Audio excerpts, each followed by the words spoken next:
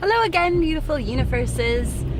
So, after my awesome, wonderful thing that happened to me yesterday, I got given a gift and I wanted to share it with you. Well, I was working with a client today.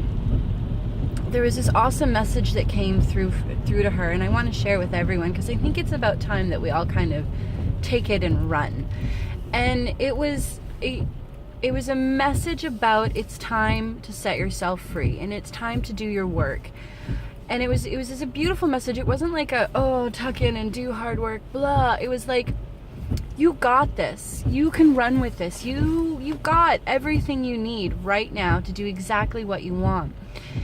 And the big message for her and myself and for all of us is about the dreams, about our dreams, and about experiencing them and starting to work towards them. Too many of us have been putting them aside or saying they're not valid for this, that, or the other reason.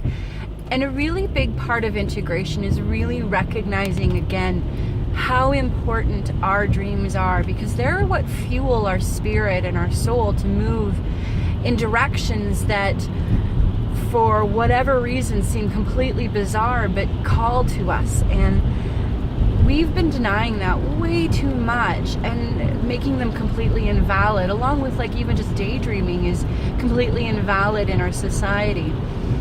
And I want to encourage us, and myself included, to really start to welcoming those dreams. In 400 meters, continue onto Grandview Highway. You know where I'm going now. I met this amazing woman a few years ago, and I don't even remember how the conversation started, but she was 80 years old, and her dream was to open an art school that was open and accessible for everyone of every range and every culture.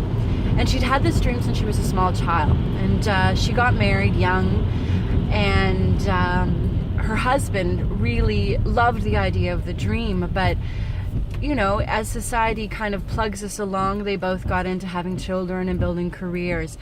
And it was such a beautiful gift he gave her. On his dying bed, he really said, you know, he loves her, he honors her, and he's so grateful for the life that she created for him, but that it was time for her to finally experience the dream that she had set aside to sort of help him live his dream. And she didn't know at the time, but he had set aside a fair chunk of money for her to just start this foundation. This is such a beautiful story because he wanted her to finally fulfill it. And so she was a little spitfire. I totally was impressed with her. Her story was beautiful. She was beautiful.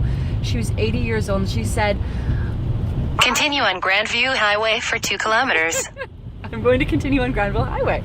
I am going to run with this. And she did. And she said, you know, she's 80 years old. She'd been working at it for 12 years because part of the issue was finding the space and then fighting with the city and blah, blah, blah, this and blah, blah, blah, that. And she so inspired me because she said she never let go of the dream, and she was always collecting art and stuff that she'd want to show or learning classes that she'd want to teach. And then with the gift of her husband, she just ran with this. And she's like, I'm 80. I may never see this come to fruition, but be damned, I'm going to make sure it happens one way or the other, because what the hell is the point of me being here if it's not to sort of start to fulfill the dream?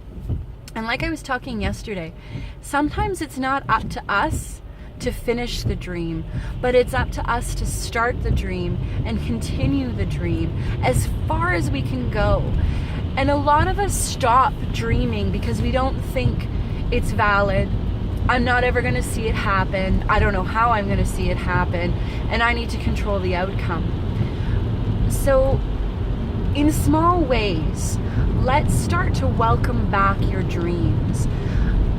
You know, and I don't care how small it is. If it's simply, you know, to be able to say Merry Christmas tomorrow to as many people as possible, and that's your dream, step into it and welcome it and start to take it back into your soul and into your life and go, my dream is valid. It's huge. My personal dream is so huge that I plan on being on the planet for at least 1,000 years to figure this out and hopefully see it come to fruition.